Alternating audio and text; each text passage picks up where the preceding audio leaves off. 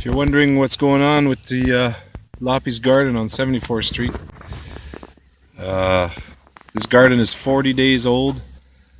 Most of this crop to maturity is 95 to 100 days. So we're 2 months behind, but this is an experimental garden, keep in mind. The corn is doing great. This is non-GMO corn, and these are non-GMO Kentucky pole beans. And the squash and pumpkin and all that and cucumber are heritage seed. So I mean, this garden is 2 months behind and is growing without fertilizer. The Kentucky pole are just about to invade these structures we're building for them, and the cucumbers are flowering. Amazing. So the cucumbers are flowering. I got a small row of cucumbers here. I've got one over here too, and they're flowering too, so we might actually get cucumbers. There's a lost bean. This is all kale.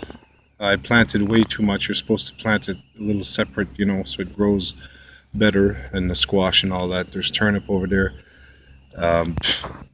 40 days, everything's growing. So once we carport this next year, we're gonna have one hell of a crop. Loppy planted some potatoes, and some of them went yellow, and this soil wasn't that deep.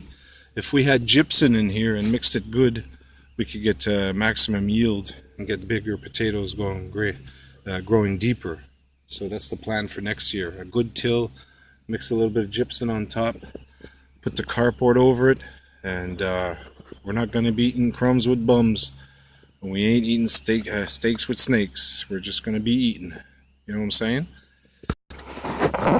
So experimental garden's working. There's no reason why 10 or 15 of these plots can't go up and feed a good 1,000 people. You can get 50,000 pounds of food out of 1 acre of land.